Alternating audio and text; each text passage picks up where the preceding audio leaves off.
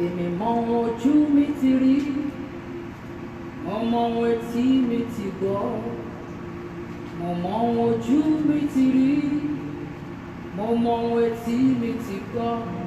Lọ́gán tó gbọ́ inú ayọ̀ rẹ o olùgbàlà, ayé mi létò. Lọ́gán tó gbọ́ inú ayọ̀ rẹ o olùgbàlà, ayé mi létò. Mo mọ ohun ayé má ti wí, mo mọ ohun èèyàn má ti sọ. Wọ́n ti pè wá ní agbọ̀n rí, bóyá wọ́n ti pè ọ́ lólóṣìírí. Ṣùgbọ́n lọ́gán tó dé o olùgbàlà, láyé mi létò. Ṣùgbọ́n lọ́gán tó dé yìí o olùgbàlà, ayé létò. Ayé tó ti dàrú tẹ́lẹ̀tẹ́lẹ̀ o, lọ́gán tí ó dé.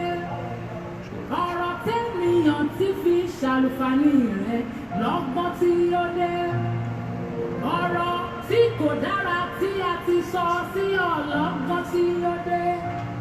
Orúkọ tí kì í ṣe tìyàtà ti pè ọ́, lọ́gán tí ó dé. Àní lọ́gán tí ó dé olùgbàlà, ayé létò. Lọ́gán tí ó dé olùgbàlà, ayé létò. Lọ́gán tí Jésù dé olùgbàlà, ayé létò. Kò sórúkọ táyé ò lè pè ní, wọ́n máa pè ní lágàn lọ́nà gbogbo. Bó o bá lọ́wọ́ lọ́wọ́ àgàn ni, bó o bá bímọ o àgàn ni, bó o bá tẹ́gbẹ́ kó dàgbà àgàn ló jẹ́. Ṣùgbọ́n lọ́gán tí ó dé, sọ pé lọ́gán tí ó dé. Àní lọ́gán tí ó dé lẹ́sẹ̀kẹsẹ̀, lọ́gán tí ó dé. Lọ́gán tí ó dé olùgbàlà, láyé létò.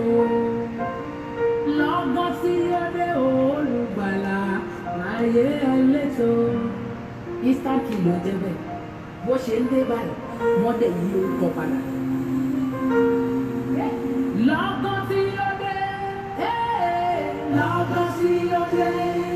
Ẹni tá a pè lágàn ẹ máa sọ wípé lọ́gán tí ó dé. Àwọn tá ti forúkọ aburú pè nílẹ̀ wọ̀nyí, lọ́gán tí ó dé. Àní lọ́gán tí ó dé olùgbàlà, ayé mi létò. Ayé mi létò. Lọ́gán tí ó dé olùgbàlà, ayé mi létò. Àní lọ́gán tí ó dé olùgbàlà, ayé mi létò. Àní lọ́gán tí ó dé o aṣẹ̀dá, láyé mi létò. Àní lọ́gán tí ó dé o ọlọ́run o, láyé mi létò. Ìràwọ̀ òwúrọ̀ ọmọ mẹ́rí yọ sínú ọ̀rọ̀ mi, láyé mi létò. Alágbára níṣirò ló bá rántí mi sí rere, láyé mi létò. Ẹnu mi wá kó fún ẹ̀rí ògbógbó, láyé mi létò.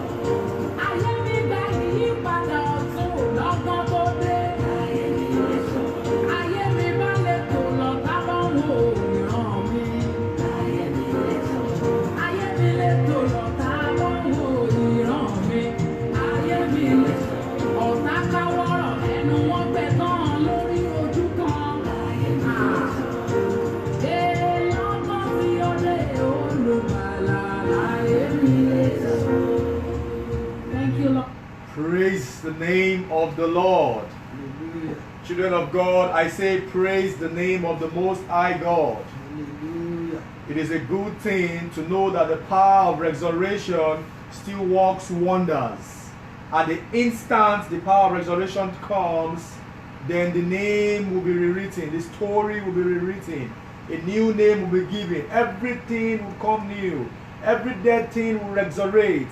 That is the power of the resurrection. Tonight, our Father and the Lord will continue on the ministration on the power of resurrection, transforming lives from austerity to posterity to prosperity. Good evening to you, children of God. We welcome you in the name of the Father, in the name of the Son, and in the name of the Holy Spirit. We are from Celestial Church of Christ, Holy Cross Redemption Parish 2, Ajah, Lagos, Nigeria. And this is your program. This is our program, coming from the stable of the Bell of Salvation Evangelism Outreach. Tonight, our Father in the Lord, Prophet Juwon Odubowale, is here with us, and he will be ministering on the power of resurrection. The power of resurrection as it's able to transform lives from austerity to prosperity. Please, children of God, begin to share this video right now. Begin to share it with every contact of yours. And as you do this, God will bless you on every side.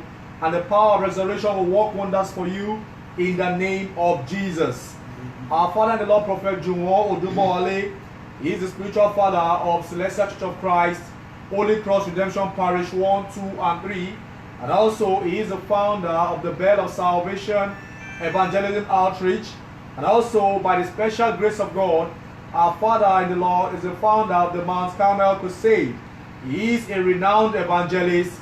He is a tele-evangelist. He is a prophet. And he is a teacher of the Word of God. Children of God, please begin to invite all friends. Begin to invite your relatives. Begin to invite your family members so that they can be a partaker of this wonderful ministration happening right now. And as you invite them, the power of resurrection will speak for you in the name of Jesus. It will interest you to know that our Father in the Lord is always here to pray with you, to counsel you prophetically. You can please call our Father in the Lord on 080-3300-2835. I'll take the numbers once again. 080-3300-2835. That is the number to call if you want prayers and prophetic counseling by the Prophet Juwon Odubowale. And also you can subscribe to our YouTube channel at Holy Cross Redemption TV. That's our YouTube channel, Holy Cross Redemption TV. And also you can like us on Facebook at the Bell of Salvation Evangelism Outreach. At the Bell of Salvation Evangelism Outreach. And also you can like us on Instagram at Juwon Odubowale. Good evening to you, Prophet Juwon Odubowale. Good evening to you, children of God, listening to me wherever you are. I pray in the name of Jesus. Our expectation in the Lord will not be in vain. Our sojourn, our toil as a follower of Christ will come out in joy at the end. And I pray for everyone watching and listening to me at this very time. The power of resurrection will work wonders in your life. In the name of Jesus our Lord. Tonight we will continue our discussion on the power of resurrection. Just like we started this earlier. If we talk about the power of resurrection, we are talking about Jesus Christ our Savior. And also we'll be talking about the coming back of Jesus Christ. He has made us understand in the Word of God. And in the Word of God, He made our mind be at peace. That anyone who believes in these words, if such a person should even die, the person will live again. For this reason, child of God, I want you to invite all your friends and your relatives, everyone on your contact list, so that they can be a partaker of this ministration. So that we can do the program together tonight. And I make you to know that as you do this, the power of resurrection will lead you and usher you into your glory. The enemy will not stop your joy. gbogbo ìtẹ́ èṣù ti jà lólè nínú ayé Ọlọ́run á dá padà. Everything Satan has stolen from your life, God will restore back. Agbára tó gbé Jésù dìde. The power that resurrected Jesus Christ. Agbára tó yí àpáta kúrò. The power that rolled away the stone. Gbogbo agbára ìdènà ayé níwájú ẹ yóò gbiná dànù. Every power of obstruction in your presence will be destroyed in the name Gbogbo of Ọlọ́run ní Jesus. tuntun yóò farahàn. And the glory of God afresh will manifest in your life. Ká tó rìn jìnnà ọmọ Ọlọ́run jẹ́ ká gbàdúrà. Before we proceed more, child of God, let us pray. Jehovah, Jehovah, Jésù Kristi, Jesus Christ, Michael mímọ́, Holy Michael, Olúwa Ọlọ́run alágbára. O Lord God, the powerful Ilé one. ẹ̀kan náà ni lánàá lónìí àti títí ayé àìní It is pẹ̀lú. you yesterday, today, and Ní forever. wákàtí Olúwa Ọlọ́run alágbára jọ̀ọ́ darapọ̀ mọ́ At wa. this time, O Lord, please descend in our Nínú midst. afẹ́fẹ́ lónìí wá ṣèyanu. In the air today, Father, do Gbogbo wonders. etí tó ń gbọ́ mi, ojú tó ń wò mí ní orúkọ Jésù, ìdè kó máa jáná ayé wọn. Every eyes and everyone watching me, all Gbogbo their igi bondage be ìgbédàgbò broken. ayé lórúkọ Jésù, Ọlọ́run fi iná jó dànù. Every obstruction be consumed by Gbogbo fire. agbára tí kìí jẹ́ kí ènìyàn láyọ̀. Every power that will not make one have joy. Àwọn agbára tí ń jáni kulẹ̀ níbi ìṣerere. Powers that always disappoint one. and Àwọn break through. agbára tí ń sọ̀nìyàn sí oríta kò yé mi mọ́. Powers that put one into Mo confusion. gbàdúrà lálẹ́ irú agbára bẹ́ẹ̀ kó ṣubú I lulẹ̀. pray tonight such powers be Gbogbo destroyed. alágbára tí mọ́nítọ̀ ìlọsíwájú àti ìṣerere. Every powerful one monitoring your progress. Kí Olúwa Ọlọ́run àwọn ọmọ ogun kó fọwọ́ bò ó lójú. The Lord God of hosts will cover their Mo eyes. gbàdúrà lọ́dún ìwà làlùyọ. I pray this year you will make Ní exploits. orúkọ Jésù ayé ò ní bá ẹ kẹ́dùn In ibi. the name of Jesus, the enemy will not. Ṣùgbọ́n ọ̀pọ̀ èèyàn á bá ẹ yayọ̀ náà A lot of lọ́rùn. people will enjoy, will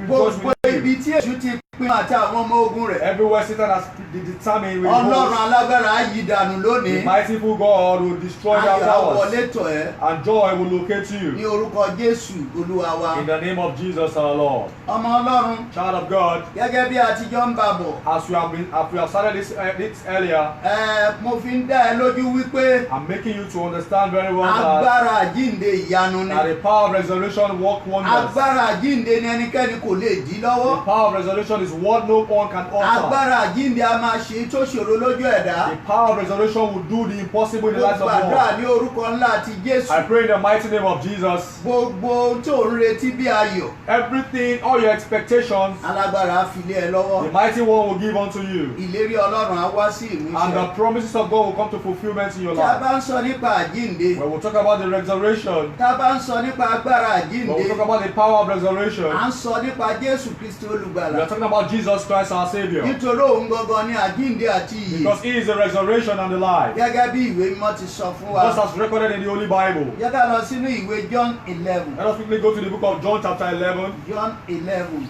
The book of John chapter Jẹ́ 11. ká wo ẹsẹ̀ káàdínlọ́gbọ̀n.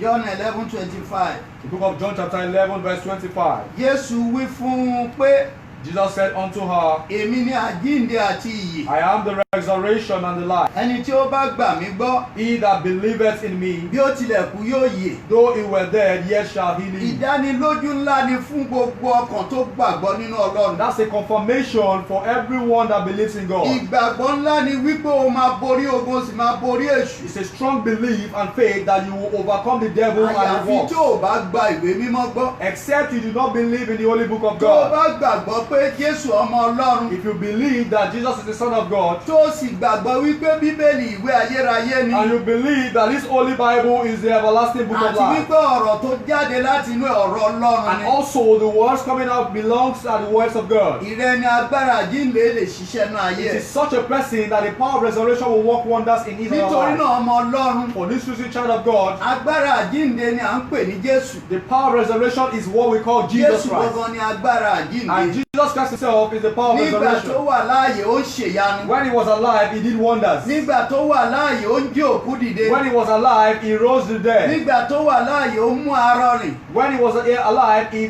healed the lame. Afọ́jú tó fọ́jú láti inú ìyá ẹ̀ wá, ó sọ di ẹni tó ń ríran. The man that was blind from the mother's womb regained his Ọ̀pọ̀ sight. ìyanu ni ni Jésù ṣe. Jesus Christ did lots of wonders and A miracles. gbọ́ ní ti wèrè Gágárà. We heard about the madman of Gadara, Ẹni tó jẹ́ pé ipò òkú ló ń gbé. the one that lived in the valley of the shadow Kò of gbé death. nílé, kò gbé níbi kankan, ó lọ ń gbé níbi ìsà He did òkú. not live anywhere, he lived in the graveyard. Ṣùgbọ́n nítorí tó rí Jésù, But because he met with Christ, ẹ̀mí tí mú kó ṣìṣe. the spirit that caused him to do Ẹ̀mí anyhow, wèrè tó wà nínú ayé ẹ̀ fò jáde the spirit lọ. of madness in his life ran away. Nítorí agbára ju agbára. Just because the power is greater than the Ayé power. yà ní wèrè. The word turned him to a mad Ayé person. yí ìgbé ayé ẹ̀ padà. The word turned around his Ayé destiny. sọ dẹni tó lọ ń gbé ní ipò They òkú. caused him to live in a graveyard. Ṣùgbọ́n agbára àjíǹde. For this power of resurrection, Ó pàdé ìránṣẹ́kùnrin he met yìí. with this particular man. Ó kígbe lóhùn rárá. He shouted Òun violently. pẹ̀lú ẹ̀mí rere tó wà nínú ẹ̀ jẹ́wọ́ wípé Even the spirit in him Jésù confessed ọmọ that Ọlọ́run ni. Jesus is the Son of God. Ní kí ní ṣe tàwa tirẹ̀? He said, what is where Ṣé am ó I wá getting dá wa to? lóró ni? Have you come to torment us? Ìyẹn ni pé ẹ̀mí èṣù pàápàá mọ Jésù. That is to say, the spirit of the devil knows Nítorí Christ. ẹ̀rẹ́ tó ń gbọ́ mi lálẹ́ That's yìí. why you listening to me Mo tonight. polówó Jésù fún I ẹni am o. advertising Christ to you Tí bá tonight. sọ nípa àjíǹde, If I'm talking about the resurrection, ẹni tó jíǹde gangan tó tún lè jí ní dìde the ni one mo who sọ nípa. resurrected and who can resurrect one who Orúkọ ẹ̀ á máa about. jẹ́ Jésù. His name is Jesus Nítorí Christ. kò sáṣetì lọ́dọ̀ ẹ̀. Because there's no impossibility Òun in ni his life. àjíǹde àti ìyè. He is the resurrection and the life. Nítorí náà lónìí, For this reason tonight, gbogbo ẹni tí ń ṣàìsàn everyone on sick tí ò bed, ń gbọ́ mi as lọ́wọ́lọ́wọ́, you listen to me tonight, mo gbàdúrà sínú ayé I ẹ pray into your life láti wákàtí lọ. from this very moment. Bó o bá gbàgbọ́ àìsàn náà yóò If you dùn àwá. believe those sickness will go away. Ìwé mọ́ sọ pé ó rán ọ̀rọ̀ The rẹ̀, Bible says he sent his ó word sì mú wọn lára dá. and it's what he let them. Mo rán ọ̀rọ̀ Ọlọ́run sínú I ayé send ẹbí the o word ti of gbọ́ God mi. into your life tonight. Mo rán agbára àjíǹde sínú I send ayé the ẹ. power of resurrection into your life. Gbogbo ohun tí ayé ti dorí ẹ̀ kodò. Everything the enemy has destroyed. Gbogbo ìtáyé ti bàjẹ́. Everything the enemy has destroyed. Gbogbo ìtáyé ti gbọ́wọ́lé. Everything the enemy has placed their hands Ọwọ́ on. Ọlọ́run á gbọ́wọ́ ayé The hands kúrò. of God will remove such hands in the Agbára name of àjíǹde á Jesus. ṣàtúnṣe The nínú power of ayé ẹ. resurrection will work wonders in your O ò life. ní wà bákan You náà will not mọ́. remain the same. Ìlérí Ọlọ́run ò dẹ̀ ní fò ẹ́ And dá. the promise of God will not elude Ní you. orúkọ Jésù Olúwa wa. In the name of Jesus our Lord. Nítorí náà ìrẹ́ tó ń gbọ́ For mi. this reason you watching me Ní tonight, ìmọ̀rú ìṣòro tó wà. I do not know the kind of problem you are Ṣùgbọ́n in. Ọlọ́run ń bẹ láàyè. But Jesus is alive. Ó wà níbi tí ó wà. He is where you Níṣe are. ni kó jẹ́ kí ìgbàgbọ́ ẹ kó darapọ̀ mọ́ Only tèmi. let your faith be with Tó o mine. bá ti lè ṣe bẹ́ẹ̀, If you can do this, wàá wọnú ògo. you will enter into your Mo glory. sọ ní ọ̀sẹ̀ tó kọjá I lọ. told you last week that Wípé agbára àjíǹde this power of resurrection ó lè mú yàn kúrò ní austerity kó padà bọ́ sínú can prosperity. transform life from austerity to prosperity. Ìyẹn ni pé ó lè sọ aláìní dẹni tó ní. That is to say, it can make one that lacks to Ó have lè sọ more. ẹni tó jẹ́ olófo dẹni tó ní It can púpọ̀. make the one that's empty to be full. Ẹni tó jẹ́ wípé ayé ti bà tiẹ̀ jẹ́. The one that the enemy has destroyed, Ẹni tí wọ́n ti fi ṣẹlẹ́yà. the one whom the enemies are Ẹni mocking, tí ayé lérò wípé kò lè ṣe rere people mọ́. that the enemies thought that cannot make any progress in life. Agbára àjíǹde lè mú kó padà This ṣe power of rere. resurrection can make such a person to make Agbára progress. àjíǹde lè tún ayé ẹ̀ The power of ṣe. resurrection can fix the life of such a Kò person. sóhun tó ṣòro fún un láti There ṣe. is nothing difficult for him to do. Òun ni aláṣẹ ńlá tó gbàgbára lọ́wọ́ ikú. He is the mighty one that collected the power from sin. Òun ni agbára ńlá tó gbàgbára lọ́wọ́ àìsàn. He is the power that took away power from sickness. Òun ló sì ń ṣohun gbogbo fún ni. And he is the one that does all things for Nítorí one. náà ni mo ṣe ń polówó ẹ̀ That fún is ẹ. why I'm advertising him to you Lẹ́yìn tonight. tí a ti ṣe àjíǹde Jésù kọjá After ní you bí have ọ̀sẹ̀ mélòó kan, celebrated the resurrection of Christ past ó week, yẹ kó o ṣì wà lábẹ́ àkóso agbára you àjíǹde. should still be under the umbrella Má of this tún power sọ of ní ọdún resurrection. tó ń bọ̀. Do not postpone it to the following Gbogbo year. ìgbà ni kó máa rántí Jésù. Every time begin to remember Kó o Christ sì máa rántí agbára rẹ̀. and remember his power. Èyí tó gbé òkú dìde. The one who resurrected the dead, Èyí tó gbé àwọn tó ti kú the dìde. one that resurrected the dead soul. Nínú ìwé Matthew In 27 the book of Matthew chapter 27, ẹsẹ̀ àádọ́ta. verse 50. Matthew 27:50. The book of Matthew chapter 27, verse 50. Agbára àjíǹde ṣiṣẹ́ ìyanu. The power of resurrection did wonders Ó lè there. ṣì wà síbẹ̀ o. And this power is still existing to Láti today. gbà ọ́ là, láti gbà mí là. To save you or to save me. Láti jẹ́ ká ní iyì. To make us have everlasting life. Nítorí náà, That is the reason ó wí pé Jésù sì tún kígbe that Jesus, when he had cried ní ohùn again rárá. with a loud voice, Ó jọ̀wọ́ ẹ̀mí rẹ̀ lọ́wọ́. yielded up the ghost. Sì wò ó. And behold, Aṣọ ìkélé tẹ́ḿpìlì fàyà sí the méjì. veil of of the temple was rent láti into òkè half, dé ìsàlẹ̀ from the top to the bottom, ilẹ̀ sì mì tìtì and the earth did quake, àwọn àpáta sán and the rocks rent. agbára àjíǹde ló mú kéyìí That is the ṣẹlẹ̀ power of resurrection that made this come to agbára pass. àjíǹde ló mú kéyìí wáyé The power of resurrection caused this to agbára happen. àjíǹde mú kí àpáta ńlá kó The sán power of resurrection made the rocks to rent. agbára àjíǹde ó jẹ́ kí igbe Jésù ọ̀rọ̀ tó tẹnu ẹ̀ jáde The power of resurrection caused the ó loudness mú of kí ilẹ̀ Christ kó mì tìtì and made the earth to quake. nígbà tí agbára àjíǹde ń ṣèyanu When the power of resurrection did miracles, verse 52 sọ wípé 52 says, àwọn isà òkú sì ṣí sílẹ̀ and the graves were opened. nípa igbe tí Jésù ké Through the loud voice ọ̀pọ̀ òkú Christ, àwọn ẹni mímọ́ lots of the dead tí souls wọ́n of ti righteous sùn ones sì jíǹde that were dead resurrected. nípa ariwo tó ké Through this loud voice of ó Christ, pé ó kígbe mọ́ ikú Bible says he counted on ohun the tí death. ikú dìmú ikú jù sílẹ̀ What death was holding on to ó is kígbe surrendered mọ́ death. ẹ̀mí àjèjì He shouted on the strange ẹ̀mí powers, àjèjì pọ̀ ohun tó wà nínú ayé and ìjáde these spirits surrendered àwọn tí everything to ilẹ̀ them. ti gbé mì What the ground has surrendered àwọn has tí ilẹ̀ ti consumed. sọ di ìbàjẹ́ What the ground has àwọn destroyed. tí ilẹ̀ ti jẹ Everything the dread is wọ́n God has padà dé destroyed. ààyè Everything became wọ́n resurrected padà again. dé ààyè They became living nítorí tí again. wọ́n gbọ́ ohùn ọmọ Ọlọ́run Only because they heard the voice of God. bẹ́ẹ̀ ni ilẹ̀ ń mì tìtì That was why the red quaked àpáta sán and the rocks rented. nípa ohùn ọmọ Not Ọlọ́run because of the loud voice of the Son nítorí of náà God. ilẹ̀ tó ń gbọ́ mi So lónìí you listen to me bí tonight. ìmọ̀ ohun tí ayé ti sọ I do òkúta not know ní what the ayé enemy has destroyed in your wọ́n life. ti gbé àpáta oh God alágbára kò ní fi ẹ́ The sílẹ̀ mighty one will not depart ó mú from mi you. rántí ìtàn He obìnrin made me kan to remember a story of a woman. obìnrin yìí This particular ó woman lóyún sínú ni o was pregnant, ó lọ sí hospital went to the hospital. dókítà sọ pé oyún ẹ ti pósù The mẹ́rin doctor said this is 4 months inú òun pregnancy. àti ọkọ ẹ̀ dùn The wife and the husband were so nígbà happy. tó tó àkókò When the time came tó yẹ kó máa palẹ̀ mọ́ àti for she bímọ to for the baby to come àwọn forth, èèyàn rí wípé people saw that inú ẹ ti ga the dáadáa womb started developing ọmọdé ń yí nínú and the ẹ baby was in the womb. gbogbo ìgbà ló lọ ń ṣe kíni Every time she went to the clinic, ṣùgbọ́n nígbà tó máa but bímọ when the time came for her to ìyanu deliver, tó ṣẹlẹ̀ ni the wípé miracle that happened was òkúta ló bí jáde she brought forth a ó bí stone. òkúta méjì She brought forth a wọ́n stone. tún wò ó wọ́n ní kò sí kankan And they bẹ́ẹ̀ looked at it and said there was nothing kò ṣe again. é sọ fún dókítà pé òkúta ló bí The doctor was so níbi tí ó rẹ̀ wù tó confused. dùbúlẹ̀ sí When she was laying, wọ́n pe ọkọ ẹ̀ kó wá wo tátara they ìyàwó called ẹ̀ the jáde husband to see mo what was going on. gbàdúrà fún ìrẹ́ tó ń I wọ́n pray for you looking for a ní woman. orúkọ Jésù In the name of mo Jesus, gbàgbára tó dá ẹ dúró every sórí power kan stopping you in gbogbo one agbára place, tó jẹ́ kó sèso every power that àlàáfíà made you to bear good agbára fruit, náà di asán such lónìí powers will render agbára blessings. sàgbára náà dòfo The power lónìí will destroy some gbogbo powers ọ̀tá today. tó ń lépa ògo Every ẹ enemy chasing after wọ́n your glory, ṣubú fún ẹja ayé they will be wàá destroyed for yin you. Ọlọ́run lógo You will glorify God. ní verse In 53 verse 53, wọ́n ti inú ìsà òkú wọn jáde and came out of the grave àwọn tí wọ́n ti kú tí wọ́n ti dé erùpẹ̀ those that were dead and nítorí destroyed. Jésù kégbe Just because Jesus Christ ó told him the kégbe loud mọ́ voice. ikú tó dì wọ́n mú He shouted on death that ó held on to kígbe mọ́ them. ikú kú fi wọ́n He sílẹ̀ shouted unto the death and death Bíbélì surrendered sọ everything. wípé wọ́n ti inú ìsà The òkú Bible jáde says they came out from his graveyard lẹ́yìn àjíǹde rẹ̀ after the resurrection. wọ́n sì wá sí ìlú And they came to the holy city. ìlú mímọ́ nì They came to the holy city tí a mọ̀ sí Bethlehem known as Bethlehem. wọ́n ń fara hàn ọ̀pọ̀ ènìyàn And they appeared unto àwọn many. tó mọ̀ wọ́n tún padà ń rí wọn Those that knew them before saw nítorí them lóyún again. táyé ti bàjẹ́ What the enemy has èyí destroyed, tí ẹ̀ṣẹ̀ ti bàjẹ́ what sins has destroyed, èyí tí èṣù ti what bàjẹ́ Satan himself has destroyed, Ọlọ́run àjíǹde yóò the ṣàtúnṣe God of resurrection will fix all gbogbo these èyí tí things. ayé ti fi pamọ́ Everything the enemy has nínú hidden ògo ayé ẹ in your glory, láti wákàtí from lọ this very time, Ọlọ́run àwọn ọmọ ogun gbà God padà has fún also ẹ restore for you. agbára àjíǹde sì wà síbẹ̀ sí Before resurrection still òun ni mò ń sọ existed, fún ẹ and I lónìí am telling you ó about it ti wà tonight. kí ayé tó It ṣe was far, it was ó in wí what pé the nígbà tó ń world. dá yóò ń wà He níbẹ̀ said when the world was created, I was gẹ́gẹ́ bí there. oníṣẹ́ lọ́dọ̀ bàbá Just as a worker with nítorí God, náà gbogbo ògo tọ́lọ́run dá mọ́ ẹ every glory God has bí given o unto ti ń you. gbọ́ mi lónìí As Jésù you mọ̀ listen to me, Jesus is bó o our bá God. gbàgbọ́ tó tẹ̀lé You believe and you follow tó o these, sì gbọ́ ohun rẹ̀ and gbọ́ you believe in the voice of àwọn God. tó dá mọ́ ẹ ó mọ bóyá máa dá Everything He àpárá has given unto you, He knows gbogbo how to ìta ẹ ti restore. dá dúró mọ bóyá máa mú ẹ Whatsoever the enemy tẹ̀síwájú has destroyed, He will fix iṣẹ́ ẹ again. náà bàjẹ́ ni Maybe it's your work that has been òwò ẹ náà destroyed, dàrú or ni your trade has been ó ní destroyed. ipá láti He ṣàtúnṣe has the rẹ̀ power to fix ó everything wọ́n tiẹ̀ again. ti fi ẹ́ sójú ọ̀nà mìíràn You are already on the kì í ṣe iṣẹ́ tó yẹ kó o ṣe láyé ló The ń work ṣe you are doing now is not what you ayé ló have to pàṣọ do. ẹ dá The enemy has ṣùgbọ́n fọkàn balẹ̀ But let your mind bó be o bá at rest. gbàgbọ́ nù tí If mo you sọ fún ẹ believe in what I am lónìí telling you tonight, Ọlọ́run àjíǹde máa dá ẹ the padà God of sójú resurrection ọ̀nà will make you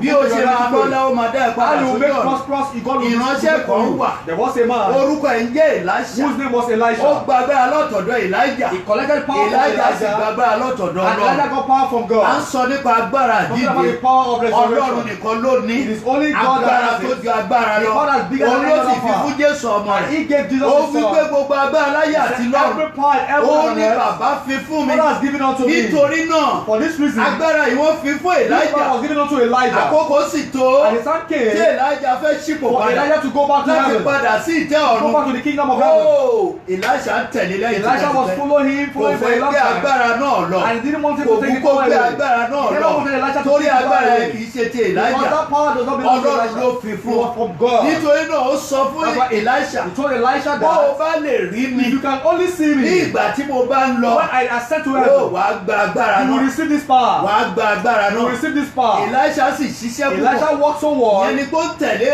Elijah He kiri followed Elijah kò very well. dàbí tiẹ̀ It's not like you. wàá lọ ṣọ́ọ̀ṣì lọ́sẹ̀ You yìí go to church this week. títí di ọ̀sẹ̀ méjì For mẹ́ta 2 weeks, 3 weeks wọn ò again. tún rí ẹni They will ṣọ́ọ̀ṣì not see you in the church wọ́n wá again. lọ lọ́sẹ̀ kẹta In the 4th week you wọ́n go. béèrè lọ́wọ́ àwọn oníṣẹ́ He ni said because of your war. ó mọ Ọlọ́run You do not know kò God. jẹ́ yí padà I better tell you. kí agbá àjíǹde kó lè Let ṣàtúnṣe the power of resurrection kó má enter kọ̀ into jẹ́ your oníṣẹ́ So lásán you won't be a tí ò worker rérè iṣẹ́ jẹ that is not getting profit from nítorí the náà war. ọmọ Ọlọ́run ní àṣálẹ́ Child of God tonight, mo ń sọ fún ẹ nípa I am agbára telling you about àjíǹde the power of resurrection. agbára tí ń gbàlà The power that can save. agbára tí ń The wòsàn power that can heal. agbára tí ń jí òkú The nìde power that can resurrect the dead. agbára tí ń mú arọ The power that make rìn the lame agbára walk. tí ń lajú The power afọ́jú that open the blind àwọn eye. inú àyà ẹ lọ bí mo ti Enter to your life sọ this á sì minute. ṣàtúnṣe I will níbẹ̀ fix your ní life orúkọ again. Jésù In the name of Jesus. agbára náà ò ní fi ẹ́ The power will not sílẹ̀ depart from ọmọ you. Ọlọ́run bí o ti ń gbọ́ mi Child of God, as lónìí you hear me mo tonight, sọ fún ẹ I am lọ́wọ́lọ́wọ́ telling you very ó tonight. lè sọ àìní dẹni You tí ó can make ní a poverty person ó to lè be sọ free. aláìní di You púpọ̀ can make a poor person to be ó rich. lè yọ ẹ́ kúrò ní ipò You can take ayé you away from where you ó wá sọ are ẹ́ dà lábùkù and make you a blessed àwọn tó child. ti fi ẹ̀ṣẹ̀ sí Those that are mocking you, wípé kò lówó mọ́ that he has no àwọn money, tó ti fi ẹ̀ṣẹ̀ those lẹ́yà that are mocking you, wípé iṣẹ́ ti and your bàjẹ́ work has been destroyed. nípasẹ̀ ọ̀rọ̀ tí mo sọ By fún ẹ the word I'm lónìí telling you tonight, Ọlọ́run á wọnú iṣẹ́ God rẹ will enter into your á work ṣàtúnṣe and make everything bó right tilẹ̀ again. ti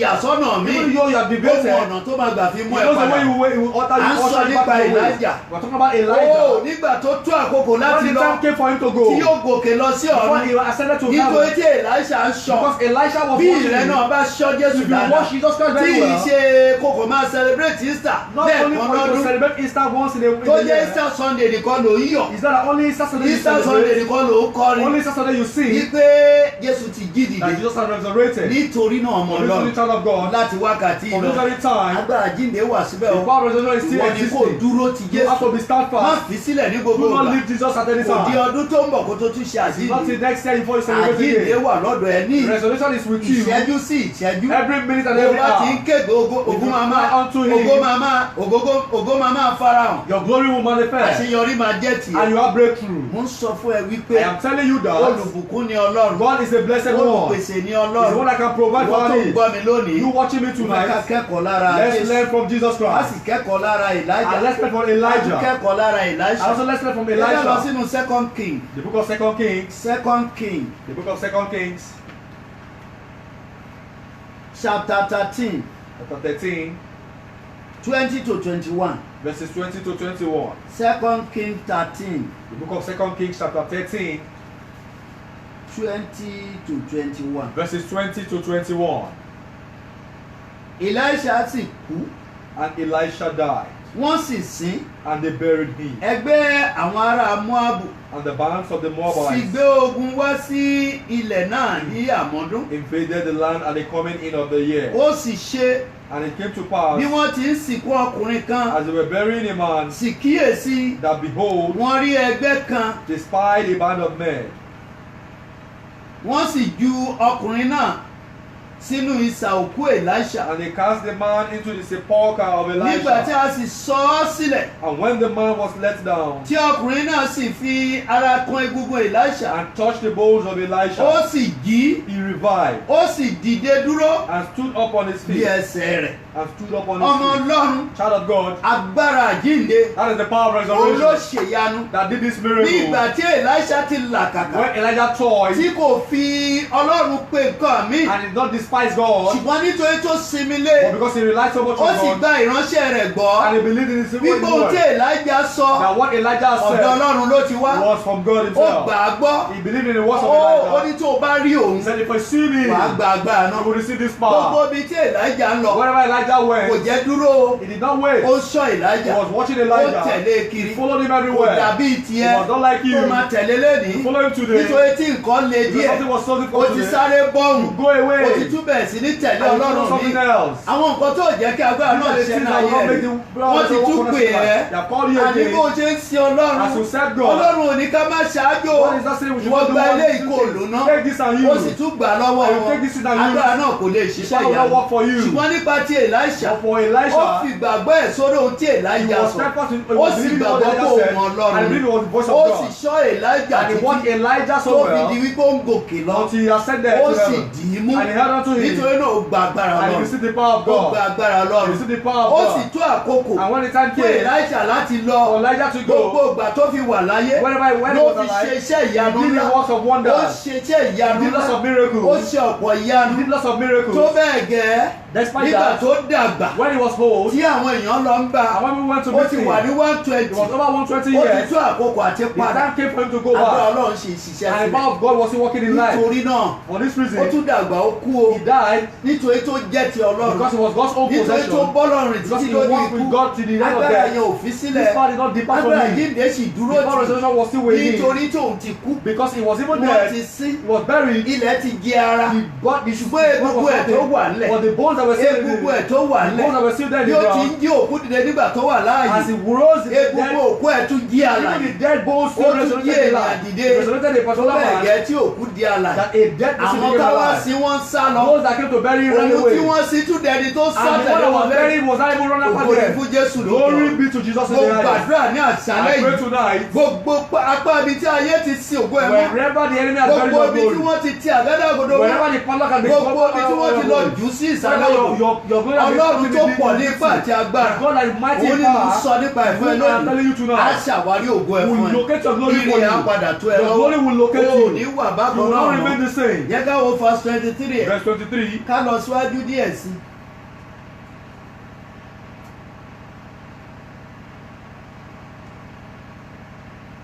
jẹ́ ká lọ sínú ìwé 2 Corinthians 4 The book of 2 Corinthians chapter 4. 2 Corinthians chapter 4 2 Corinthians chapter 4.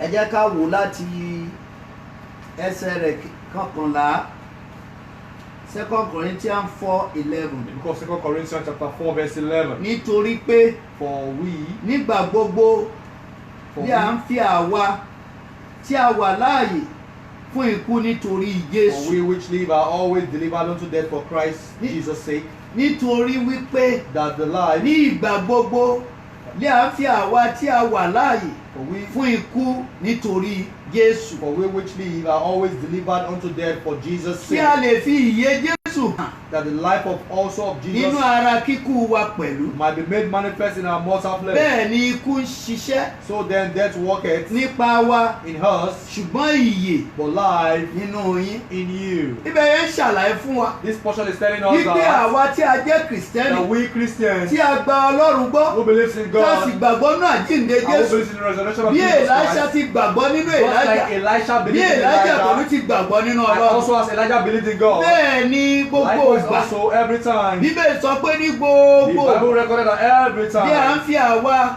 that we tí a wà láàyè fún ikú that we are alive nínú Jésù are always delivered kò unto death for sí Jesus' ìgbà sake. tó wà láàyè There is no time tó you o are bá jẹ́ alive. ti Ọlọ́run If you belong to Jesus, agbára jíǹde máa the ṣiṣẹ́ power nínú of rẹ̀ resurrection will work in bó o you. bá tún ṣípò padà And when you even tó die, o kú sínú ìmímọ́ you Ọlọ́run die in the holy tó o way. ṣe wípé o ti bojú ẹ̀yìn Not that you have deviated. lẹ́yìn ikú agbára jíǹde sì máa After ṣiṣẹ́ your death, the power of resurrection will o still lóde work òní wonders. o Today, àwọn bàbá ti sùn nínú Olúwa our great fathers are already ká máa dead. sọ nípa Ayọ̀ Babalọ́lá Talking about Apostle ká máa sọ Ababa, nípa bàbá Ọ̀ṣítẹ̀lú even Ababa ká máa Oshitelu, sọ nípa bàbá Ọ̀ṣọ́fà even Papa àti Oshofa, àwọn olùdásílẹ̀ gbogbo tí wọ́n and ti even sùn every founders are dead. lónìí orúkọ Ayọ̀ Babalọ́lá sì ń ṣèyanu Even today, the name of Ayo Babalola still work orúkọ bàbá wonders. Ọ̀ṣítẹ̀lú sì ń ṣèyanu Even name of Father Oshitelu still work orúkọ bàbá wonders. Ọ̀ṣọ́fà sì ń Even ṣèyanu name of Papa Oshofa still work nítorí wonders. wọ́n bá Ọlọ́run rìn Because this one's walked with títí God, kí wọ́n tó padà lọ even to the point of wọn death. ò bójú ẹ̀yìn They never wọ́n sì deviated, gbẹ́kẹ̀lé òtítọ́ and they relied on the wọ́n truth. gbàgbọ́ pé Ọlọ́run kò They láṣẹ believe that God will not do anything nítorí that's náà not ọmọ possible. Ọlọ́run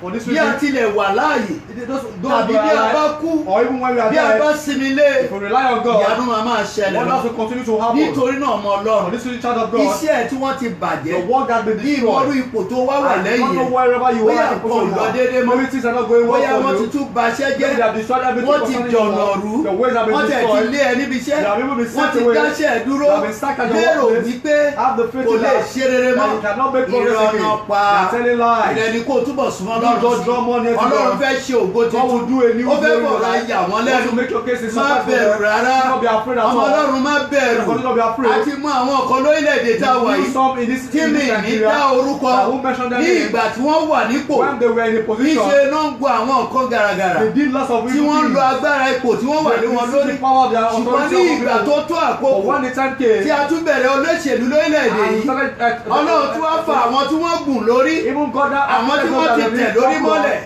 àwọn tí wọ́n ti rò wípé kò lè ṣe rere mọ́ Ọlọ́run gbé wọn dìde tó jẹ́ pé wọ́n tún wá padà jọba lé wọn lórí bẹ́ẹ̀ lọ́lọ́run máa ṣe So tiẹ̀ also God will do your gbogbo own. ẹni tó lérò wípé ó ti tán Everyone fún ẹ that thought it's over for you. láìpẹ́ láì jìnnà Well, very wọ́n soon, ẹni tó polówó this one ìṣeré will rẹ̀ advertise your glory. bó ṣe máa rí nìyẹn So shall it be for ní you. orúkọ Jésù In the name Olúwa of Jesus our Lord. nítorí náà ọmọ Ọlọ́run má For this bẹ̀rù child of God, do not be Má afraid. bẹ̀rù. Do not be afraid. ayọ̀ ń bẹ níwájú ẹ There is joy in your ayọ̀ presence. náà yóò sì fara And that joy will manifest very yẹ soon. ká padà sínú ìwé John Let's go back 11 to the book of John chapter ìwé John 11. 11 John chapter yẹ ká 11. wò láti ẹsẹ̀ ìkẹtàdínlógún John 11:17 John chapter 11 verse 17. John 11:17 nítorí náà Okay. nígbà tí Jésù dé When Jesus came, ó rí i pé he found out a tẹ́ ẹ sínú ibojì he had laid in the ní grave ijọ́ mẹ́rin 4 days already. ǹjẹ́ Now, Bẹ́tánì sì jìnnà sí Bethany Jerusalem was near unto ní ìwọ̀n Jerusalem. fúlọ́ǹgì mẹ́ẹ̀ẹ́dógún About 15 more long. Jésù ò ní ẹṣin Jesus had no kò horse. tẹ̀ ẹ̀ ní mọ́tò He didn't have a kò ní vehicle. nǹkan tó máa fi He had sáré nothing that can help him wọ́n to run. ránṣẹ́ sí ẹni tó dọ̀hún sọ fún They gave him the message pé that Lásárù mà ti kú Lazarus is already there. Lásárù ti kú Lazarus is long èrò there. èèyàn ni wípé ó ti parí fún The Lásárù sort of man was like so over èrò for èèyàn Lazarus. ni wípé Lásárù ò lè rí The rere sort ṣe of man mọ́ was that Lazarus can no longer kí make any Jésù ò good. dẹ̀ rọ́kọ̀ wọ̀ débẹ̀ ní And because kíákíá Jesus don't even get there earlier nítorí enough, náà ẹsẹ̀ ló fi ń rìn he padà walked over to that place. ẹsẹ̀ ló fi ń rìn He padà walked on foot to that èyí wá mú place. kó pẹ́ o And that caused him to stay láti dé long ọ̀dọ̀ Lásárù to get to Lazarus' place. ṣùgbọ́n nítorí tí Lásárù But because ó Lazarus tẹ̀lé Jésù followed Jesus títí Christ tó fi dójú ikú unto the point of kò death, fìgbà kó padà he lẹ́yìn never deviated from Jésù wà Christ. nílé kò sí nílé Not maybe he was here or Lásárù not. ń ṣe ti Ọlọ́run Lazarus was lọ for God. Bíbélì pè ní ọ̀rẹ́ You Ọlọ́run called him the friend of wọ́n Jesus. pè é ní ọ̀rẹ́ Ọlọ́run The friend of nítorí náà Jesus. ìrẹ́ tó ń gbọ́ mi You watching me bí ìwọ tonight. náà bá lè dúró If you can also stand ní ipò there àti jẹ́ ọ̀rẹ́ and Ọlọ́run be a friend of kò sí God, ohun tó kú tí there is Ọlọ́run ò nothing lè that is fi dead ṣe that God will not kò resurrect sí ohun tó you. ti bàjẹ́ tí Ọlọ́run ò There is lè nothing fi that ṣe is restored that God will not ṣùgbọ́n fix wo bó o again. ṣe ń tẹ̀lé But see the Jésù way you walk about from nítorí God. owó wàá pa ẹ̀sìn Because of work, because of money, you nítorí will iṣẹ́ wàá pa ẹ̀sìn because of your job, you forget to ṣùgbọ́n do ṣe ló your lè service. pa iṣẹ́ You tì cannot forsake your work. wọ́n sọ pé Monday rèé o And they say this is níṣẹ́ ni Monday. kó o jẹ́ ká lọ ṣe Come, ìhìnrere let us go for evangelism.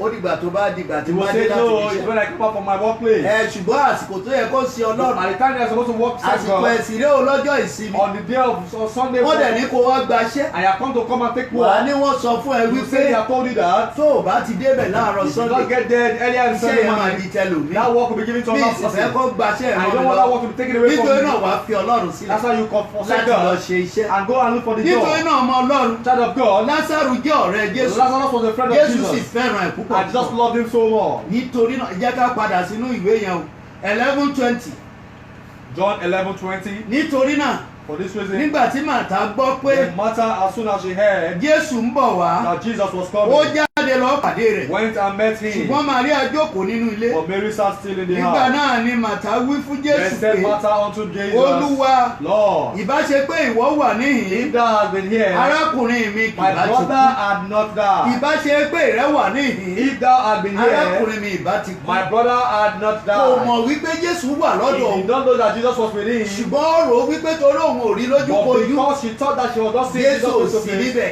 Jesus was not ṣùgbọ́n there. Jésù jẹ́wọ́ ara ẹ̀ But Jesus fulfilled jẹ́ ká himself. lọ sínú 22 Verse 22. ṣùgbọ́n nísinsìnyí náà But I know mo mọ̀ pé that even ohunkóhun now, tí ìwọ bá béèrè lọ́wọ́ Ọlọ́run whatsoever thou wilt ask of Ọlọ́run God, yóò fi fún ọ. God will give it Orú to you. ìgbàgbọ́ ńlá yìí Take a look at this èyí faith. tí wo ò ní The faith that you wọ́n ti lack. gbàdúrà díẹ̀ They have prayed for a ó sì little ní ó while. ti parí And I said, oh, so ìgbà what? náà rán ní kó máa gbé At kákàkiri that time, they take them láti every lé day babaláwo from dóníṣègùn the herbalist house to láti somewhere lé else. àfáà dé ó lé From the wòlíì alpha to the prophet's house. nítorí ìgbàgbọ́ ẹ ti bẹ̀rẹ̀ Only sí ní jó because àjò your rẹ̀ faith is not strong enough. ìgbàgbọ́ ẹ ti ń jó àjò Your rẹ̀ faith is already ṣùgbọ́n diminishing. ìránṣẹ́bìnrin náà But this particular kò woman ṣe bẹ́ẹ̀ o did not do like ó so. ní mo mọ̀ pé He said, I know very ohunkóhun well tí ìwọ bá béèrè that whatsoever thou ask of lọ́wọ́ God, Ọlọ́run whatsoever you ask Ọlọ́run of yóò God, fi fún God ọ. will give unto thee. verse 23 Verse 23. Jésù sì wí fún un pé Jesus said unto her, arákùnrin rẹ yóò jí thy mi brother shall ó rise again. sàsọtẹ́lẹ̀ sínú ayé He prophesied into the life of wípé Peter arákùnrin rẹ yóò jí that mi thy brother will rise bó o again. bá sọ pé ó kú yóò jí If mi you say he is dead, he will rise again. nítorí náà For this reason, màtá wí fún un pé Martha said unto him, mo mọ̀ pé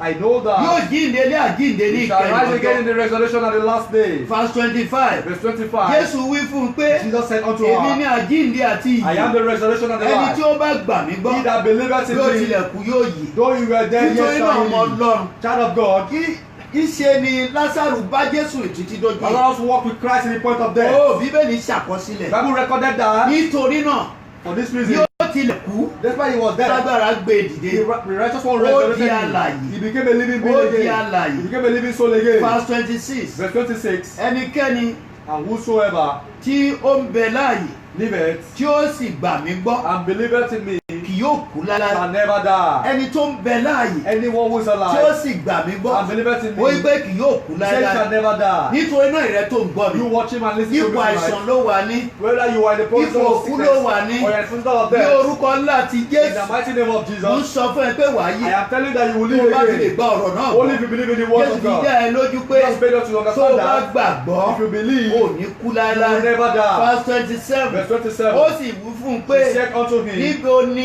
Yea, Lord, bẹ́ẹ̀ ni Olúwa I believe èmi gbàgbọ́ pé that thou art the ìwọ Christ, ni Kristi náà that thou art the Christ, ọmọ the Ọlọ́run Son of God, alágbára ni the powerful títóbi one, lórúkọ ẹ mighty is bí his ìrẹ́ name. náà bá If gbàgbọ́ you can also pé believe ọmọ Ọlọ́run that he ni is the Son of mo God, fi dá ẹ lójú I wípé beg you to know very well láti that wákàtí lọ from this very time ayọ̀ henceforth, ní tiẹ̀ o joy will be your ó máa portion. dìde kúrò nípa You àìsàn will resurrect from ó máa that kúrò death. nípa àìní You will lead that ayọ̀ ẹ person máa of di life. ńlá Your joy will be ayọ̀ ẹ máa multiplied. di ńlá Your joy will be verse multiplied. 4 ẹ jẹ́ ká lọ sí verse 40 Verse 40 now. 40 Verse 40. John chapter Jésù 11 sì verse wí fún un 40. pé Jesus said unto her, èmi kò ti wí fún ọ said I not unto thee, pé bí ìwọ bá gbàgbọ́ that if thou wouldest ìwọ yóò rí believe, ògo thou Ọlọ́run shalt see the glory of nígbà God. náà ni wọ́n gbé òkúta Then they took away the náà stone kúrò níbi tí ó gbé from the tẹ́ẹ̀sì place where the dead was laid. Jésù sì gbé ojú rẹ̀ sókè And Jesus lifted up his ó eyes sì wí pé and said, bàbá Father, mo dúpẹ́ lọ́wọ́ rẹ I thank thee nítorí tí ìwọ gbọ́ ti èmi that thou hast heard me. kàkà kó sọkún Instead of him to ó cry, tún dúpẹ́ lọ́wọ́ he Ọlọ́run gave thanks to God. ìdúpẹ́ yẹn sì mú ìyanu And that jẹ time God miracles to happen. èmi sì ti mọ̀ pé And I knew ìwọ that ó máa gbọ́ ti èmi nígbà thou gbogbo hearest me always. ṣùgbọ́n nítorí ìjọ But ènìyàn because of the people tí who ó stand, dúró yìí but because of the people ni who mo ṣe stand wí by, I said kí it, wọn kí ó lè gbàgbọ́ pé that they may believe ìwọ ló that rán mi thou hast sent kí me. wọn kó lè gbàgbọ́ pé That they may believe ìwọ ló that rán mi thou hast sent nígbà náà me. ni ó sì wí bẹ́ẹ̀ And when he tán thus had spoken, ó kígbe ní ohùn he rárá cried with a loud voice, Lásárù jáde wá Lazarus, come forth. ó kígbe ní ohùn rárá He shouted with a loud bí ó ti voice, kégbe ní ìṣáájú just like the way he shouted it tí aṣọ earlier. ìkélé tẹ́bìlì fàya And the garment, Bí ó ti temple kégbe ní clothes were ìṣáájú, rented, just like he shouted in the tí earlier hour. àpáta sán And the rocks tí rented. ilẹ̀ pọ̀ àwọn òkú And jáde the earth ó surrounded sì the kégbe ní people. ibojì Lásárù And he shouted at the tomb of Lazarus. lẹ́sẹ̀kẹsẹ̀ Immediately, òkú jọ̀wọ́ Lásárù sílẹ̀ death surrendered verse Lazarus. 44 wípé Verse 44 says, ẹni tí ó kú náà sì jáde wá and he that was dead came forth, tí a fi aṣọ òkú dì tọwọ́ bound tẹsẹ̀ hand and foot with a great sì clothes. fi gèlè dì í And his face was bound. Jésù sì wí fún un pé And Jesus ẹ said, tú loose ẹ sì him jẹ́ kí ó máa lọ. and let him nítorí go. náà ọmọ ọlọ́run For this is the child of tí o God. bá gbàgbọ́ If you believe, agbára jíǹde wà the lẹ́gbẹ̀ẹ́ power of àìsàn Jerusalem tó ń will ṣe you. é kì í ṣe ti kú This sickness will not ọlọ́run lead to fẹ́ fi death. ẹ́ ṣe ògo fún God àwọn tó will wà make you a lẹ́gbẹ̀ẹ́ glory for those that are ọlọ́run fẹ́ watching. fi ẹ́ ṣe àmì fáwọn tó wà God will make you a lẹ́gbẹ̀ẹ́ sign for those ọlọ́run around fẹ́ you. fi tiẹ̀ bí ọmọ ọlọ́run pé àwọn aláìgbàgbọ́ wá God will make sọ́dọ̀ your rẹ̀ case to òun invite ni those àìsàn that ẹ̀ ṣe are é around ṣe é you. That's why you are ṣùgbọ́n ìwọ fi sensing ahọ́n tiẹ̀ ń for sàtúnjẹ́ you prophesy bí with àìsàn your ìkọ́ ló voice máa pa ẹ́ sí that this sickness will ó not bẹ̀rẹ̀ sí ní you sọkún need to see gbígbé àìsàn yẹn máa mẹ́mìí lọ that this sickness kò will lè take your mẹ́mìí life. ẹ lọ You never take your tó life bá lè away. dá Lásárù If you padà can return ẹ life tó to ti that kú life tó to ti death, péjọ mẹ́rin someone who is dead bíbélì for 4 tẹ̀ days. sọ àwọn èèyàn sọ pé ó ti rún People said it was already wọ́n stinking. gbó ti rún They said it was already Jésù stinking. ní ẹgbọ́kúta bọ̀ But Jesus said, roll away this ó sì stone. pè é jáde And he called him forth. gbọ́ ohùn Jésù The dead heard the ẹni voice of tí ara ẹ̀ Jesus. ti rún The one who was already Omi tó ti rún. decomposing.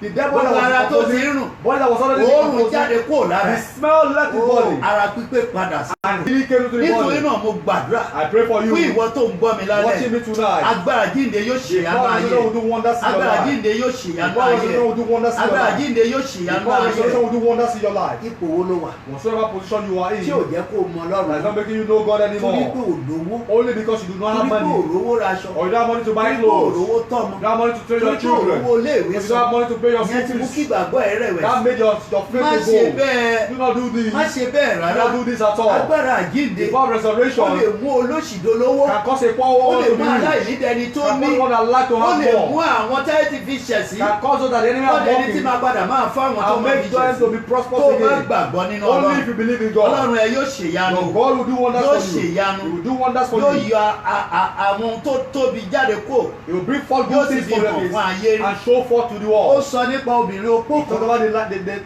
the widow. obìnrin opó The yìí widow's widow kò lọ́kọ mọ́ o had no ẹ jẹ́ ká husband. lọ sínú ìwé second king Because 2 Kings, chapter 4 2 Kings chapter 4, ẹ jẹ́ ká jọ wò láti ẹsẹ̀ rẹ̀ ìkíní from verse 1 títí dé ìkeje to verse 7. obìnrin kan nínú àwọn obìnrin ọmọ àwọn wòlíì ké bá Èlíṣà wípé Now there cried a certain woman of the wives of ìránṣẹ́ rẹ the ọkọ prophets mi kú unto Elisha, saying, Thy ìwọ servant sì mọ̀ Naaman pé is dead. ìránṣẹ́ rẹ And thou knowest that thy servant bẹ̀rù Olúwa did fear the Lord. àwọn onígbèsè sì wá And the creditor is come láti mú àwọn ọmọ mi méjì to take unto him my wọ́n fẹ́ two mú wọn sons lẹ́rú to be born men. Èlíṣà sì wí fún un And pé Elisha said unto kí her, ni èmi ó ṣe fún ọ What shall I do for thee? wí fún mi Tell me, kí ni ìwọ what hast thou ní nínú ilé in the house? má gbàgbé ọmọ Do Ọlọ́run not forget, child of God. obìnrin yìí sọ fún Èlíṣà This woman told Elisha ìyàwó òjíṣẹ́ Ọlọ́run she was lòun a prophet. They were the ìyàwó wife of a wòlíì prophet. Ọlọ́run lòun She was the wife of a ó prophet. dẹ̀ rí ìwà ọkọ ẹ̀ ó sọ lójú And she Èlíṣà saw the lifestyle of the ìyẹn ni husband tó and sọ told níwájú Elisha. Ọlọ́run That was to say tó she was mọ̀ saying pé the nígbà word tó of wà God. láyé You know that when he was ó alive, bẹ̀rù ìrẹ Ọlọ́run he gidigidi feared you, God. ìbẹ̀rù inú dẹ̀ fi kó It òun was this àtàwọn fear, it was instilling in nítorí children. náà ní ìsìn And that's why children, lẹ́yìn ikú ọkọ òun kò sí after the nǹkan husband kan died, there was nothing lẹ́yìn ikú again. ọkọ kò sí owó After the husband died, there was nothing lẹ́yìn ikú again. ọkọ kò sólùrànlọ́wọ́ When the husband died, there was no ṣùgbọ́n helper. obìnrin tọ̀ Ọlọ́run But lọ this woman went to ó God. gba Ọlọ́run Èlíṣà gbọ́ She believed in the God of ó Elisha. gbàgbọ́ nínú wòlíì She Èlíṣà believed in the prophet Elisha. ó sì wí pé And she said, ìránṣẹ́bìnrin Woman, rẹ kò ní nǹkan kan ní ilé I said, I do not have anything bí at kò all. ṣe ìkòkò òróró kan Except a ìkòkò pot of òróró oil. kan ló ní o Save a pot of ó sì oil. wí pé And she said, lọ kí o sì lọ yá ìkòkò then he said, Go borrow lọ́wọ́ the àwọn vessels. aládùúgbò rẹ I brought up all that àní neighbors, ìkòkò òfo even empty yá vessels. wọn Borrow, kì í ṣe díẹ̀ not a few. nítorí náà ọmọ Ọlọ́run For this little child of God, alágbára ni Ọlọ́run the powerful God èyí tó ń gbàlà tó ń jí òkú that dìde saved and healed the sick. ó rí He ìránṣẹ́bìnrin yìí saw this woman. ó mọ ìránṣẹ́bìnrin He yìí knew this woman. obìnrin yóò dẹ̀ parọ́ This woman did not even ó tell sọ lies. òtítọ́ She said the tí truth. òun àtọkọ ẹjọ́ sọ nígbà ayé ẹ̀ Husband and nítorí náà wife was Èlíṣà ò saved. lè fóbìnrin And sílẹ̀ that's the reason Elisha could not obìnrin follow the jẹ́ man. ẹni tí ò lówó lọ́wọ́ This woman was very poor. ó jẹ́ opó She was a widow ó tún jẹ́ aláìní and she was a poor kò woman. lówó lọ́wọ́ She had no kò money dẹ̀ and rólùrànlọ́wọ́ there was no ó mọ̀ helper. wípé Ọlọ́run nìkan ló lè She gbà knew that it was only God that nítorí could náà ó save tọ̀ her. Èlíṣà And for lọ that reason she ó went to sọ ohun tó ń Elisha. ṣẹlẹ̀ fún She Èlíṣà directed everything ó to sọ ohun tó ń Elisha. ṣẹlẹ̀ fún She Èlíṣà directed it to Elisha. ọba tí ń sọ kékeré di ńlá The king that can make a little alágbára become tí ń more. sọ ìjó tó nǹkan báyìí tó sọ di The púpọ̀ powerful one that can make a little thing to òun become nìkan very ṣoṣo more. lóbìnrin tọ̀ lọ He is the only one this woman òun ni went mo to. introduce ẹ̀ sí ẹ And that's the lónìí person I'm introducing mo to fẹ́ you kó today. gbà á gbọ́ I want you to believe wípé in it, Jésù that Jesus Christ àkìrìsí oore ni And there's no impossibility kékeré in báyìí this case. A little á thing bí sí á sì will di listen to púpọ̀ it and it will be ó bí increased. sí ìṣù àkàrà márùn-ún àtẹ̀gà díẹ̀ ó sì sọ ní púpọ̀ tí gbogbo èèyàn jẹ tó tún A lot of ṣe. people were fed because of this. nítorí náà For this reason, wòlíì Èlíṣà wípé Prophet Elisha said ìgò kan ṣoṣo yìí that this only vessel, alágbára lọ́lọ́run God is a mighty ìwọ lọ God. kó lọ yá ìkòkò Go fún and get a lot lọ́wọ́ of àwọn empty aládùúgbò vessels ẹ̀. from your neighbors. nítorí náà tó ṣẹlẹ̀ ní ìlú And yìí what was happening ó there? dàbí tó ṣẹlẹ̀ ní Nàìjíríà lóde What òní. happened in Nigeria? Wọ́n sì sọ fún pé Elisha told this tó woman, o bá ti yá if you borrow this nígbà vessel, náà ni ó bá wọlé when you go in kí ìwọ kí ó sé ilẹ̀kùn and shut the door mú upon ara thee, rẹ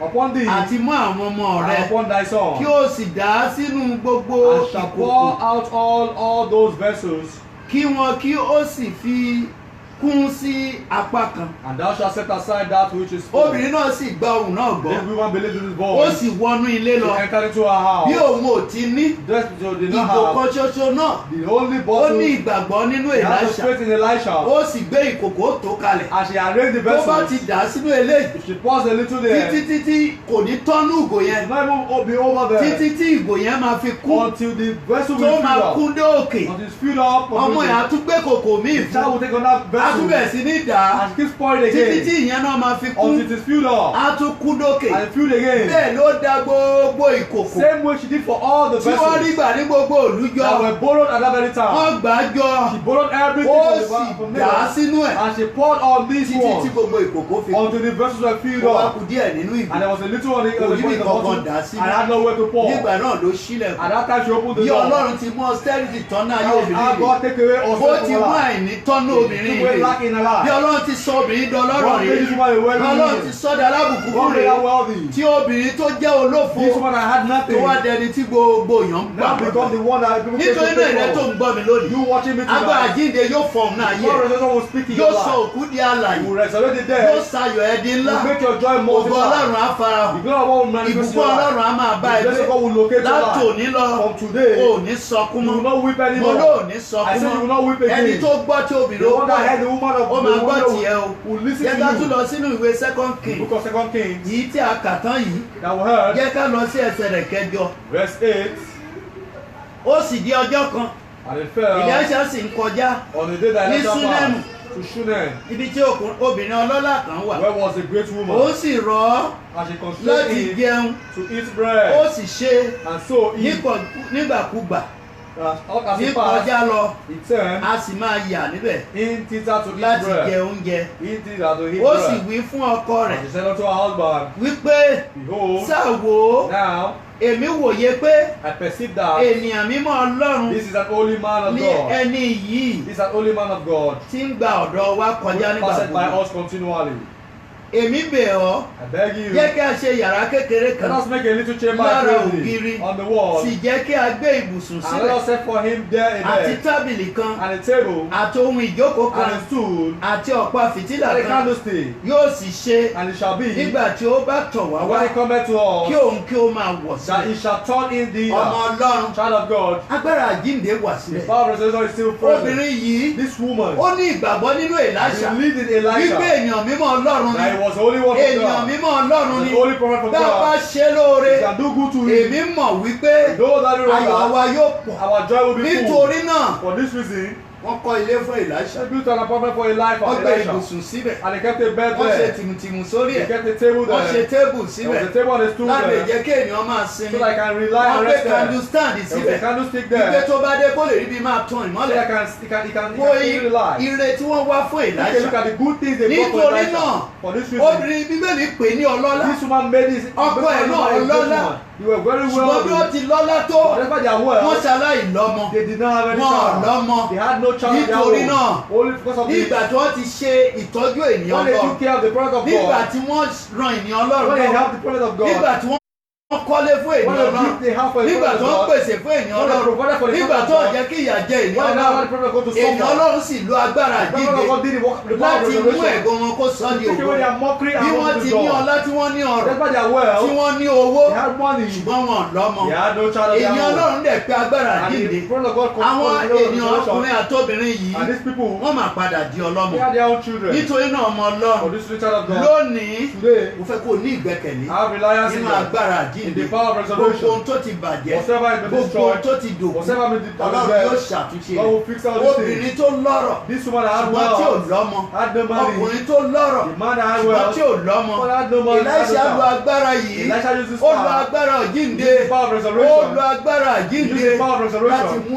ayọ̀ kíkún wá To sínú bring ìdílé a wọn fuller joy to their lives. ilé pẹ̀lú tó ń gbọ́ mi You lónìí watching me tonight. gbé ìgbésẹ̀ Take a step láti ṣèfẹ́ to Ọlọ́run do the will of God. láti ṣe ẹ̀tọ́ To do the will of God. láti ṣàánú To show láti mercy. ṣoore To do good. wàá rí wípé nípa You will ṣíṣe see that when bẹ́ẹ̀ you do this, ayọ̀ ẹ yóò pọ̀ your joy will be inú rẹ multiplied. yóò dùn You will be happy. báyìí ni obìnrin yìí This was what this ó woman mà did. di aláyọ̀ She became happy. ó dọlọ́mọ o She had her own child. agbára àjíǹde sọ di The ọlọ́mọ prophet was not a child. obìnrin yẹn jẹ́rìí sí This agbára woman Ọlọ́run testified to the power of nítorí God. tí Ọlọ́run ṣe ìyanu Because God ayé did miracle in her life. ìrẹ tó ń gbọ́ mi You watching me. kí rẹ pẹ̀lú lè So láyọ̀ that I can have joy òwúrọ̀ also. lálẹ́ yìí I beseech you padà tonight. sọ́dọ̀ Ọlọ́run Come to Jesus òun again. nìkan ló lè ṣe He's the only one that can lẹ́yìn do ìgbà this. tó ti gbàdúrà 40 When you have days prayed for 40 tí a days, ti celebrate and Easter have celebrated pé Easter, Jésù jí dìde and Jesus has kò resurrected. tán síbẹ̀ o It is not over jẹ́ kí there. agbára ẹ máa ṣiṣẹ́ Let lọ that power continue to work wonders. lójoojúmọ́ nínú Every ayé ẹ day in your life. gbogbo ìgbà tó ń kúnlẹ̀ Every time you máa kneel, pe agbára call àjíǹde the power of máa resurrection. pè é sọ́dọ̀ ẹ Call the power of gbogbo ìgbà resurrection. tó ṣe aláìní When you had nothing, máa pe agbára call the ìsọdọ̀ power of kó resurrection. lè láyọ̀ So that I can have joy. ọba tó mú ayọ̀ wọ̀ ìdílé God obìnrin that lára brought Súnẹ́mù joy into the life of the woman of Shunem. á máa yọ̀ wọ̀ ìdílé To ẹ bring joy into your wàá life. dolómìnira You will be liberated. wọ́n á kí ẹ kú You will oríire be congratulated. nítorí náà ọmọ For this Ọlọ́run child of God, bí òkú Jésù as the dead tó body bá lè of jí Jesus, ọ̀pọ̀ tó ti kú tipẹ́tipẹ́ was kọ́dà able to 30 resurrect years those that are dead for over 30 years. tó lè mú wọn jáde Can resurrect these wọ́n ones. jáde ní ara They pípé resurrected in full wọ́n sì rìn body. kákàkiri And they ìgboro walk everywhere in tí the town. egungun Èlíṣà In the bones of ó lè sọ pé Elisha. torí Jésù jẹ́ ọmọ You may Ọlọ́run say because Jesus is the Son of egungun God. Èlíṣà In the bones of tó bá Elisha. lè sọ ẹni tó ti kú If a dead man had tí been wọ́n cast ti there, dì í that had been tí bound, wọ́n sì ti jù sílẹ̀ and had been cast there in the tomb ó of fara kan Elisha, egungun Èlíṣà touch the body of the bones of Òkú di Elisha. alààyè. This dead man became Òkú alive di again. alààyè. This dead man became alive nítorí again. náà lónìí For this reason tó o tonight, bá ń pa agbára àjíǹde you call the power of sínú resurrection ìrìnàjò ẹ into your journey. mo mọ̀ wípé ohun tó ti kú máa di I àlà know that what is dead will become ohun right tó ti lọ after the Ọlọ́run day. máa dá a You padà know that the gun kò sí God will restore kò again. tún sí àìní fún ẹ There mọ́ is no lack in your case nítorí again. ẹni tó ń pè yìí Because the one whom you ní call aládìító àti is the one that aládìíṣẹ́ has lost in agbára ọ̀gá support. ògo yóò máa bá ẹ Before gbé God will be with ní you. ìlú kan In one town, Bíbélì ṣàlàyé the Bible explains wípé ní ìlú yẹn that in that very town, ogun ń jà wọ́n there was war in that ìyẹn mú place. kí o má sí owó That caused them not to kò be tún money. sí oúnjẹ That did not have, that not, that Ìyàn caused mú ní ìlú famine. náà. There was famine in that ìyàn land. yẹn pọ̀ tó The bẹ́ẹ̀ famine was gẹ́ so much at that time. ìyàn ńlá ni It o was a great ní famine. Syria Even in Syria, débi wípé that nígbà tí ìyàn yẹn pọ̀ when there was this famine, àwọn ọmọ tọ́wọn èèyàn bí wọ́n bẹ̀rẹ̀ sí ní pa wọ́n people jẹ began to eat their children. ìyẹn ò máa tí ì dé orílẹ̀-èdè That has yìí not happened in nítorí Nigeria. náà má bọkàn jẹ́ Do not trouble ayọ̀ yourself. ẹ máa pọ̀ Your joy will be full. inú ẹ máa dùn You will be ó happy. máa ṣe rere You will do good. ó máa ṣàṣeyọrí You will make prosper. ilẹ̀ tó You will lówó prosper. lónìí ó máa lówó You have lọ́la money, you have money ìwọ tó tomorrow. ìkọ́lé ó máa kọ́lé You that do not have your own house, ilẹ̀ you tó have your own ìbímọ ó tomorrow. máa bímọ You have a child, you have your own ògo child. àtẹ́wọ́ Ọlọ́run máa fara The hàn glory of máa God yẹ will manifest in your ọlá life. Ọlọ́run máa bá ẹ God gbé will live with you. nítorí náà For this reason, Èlíṣà dá sí ọ̀rọ̀ ìlú náà Elisha mo ministered sọ to the nípa people. second king The book of Second ẹ ká lọ Kings, sínú second king Second Kings, chapter 7 chapter 7. jẹ́ ká jọ wò ó Let's examine the sísàlẹ̀ second king 7 book of Second Kings, chapter 7, ká wò láti ẹsẹ̀ rẹ̀ kìíní dé ẹsẹ̀ ogún.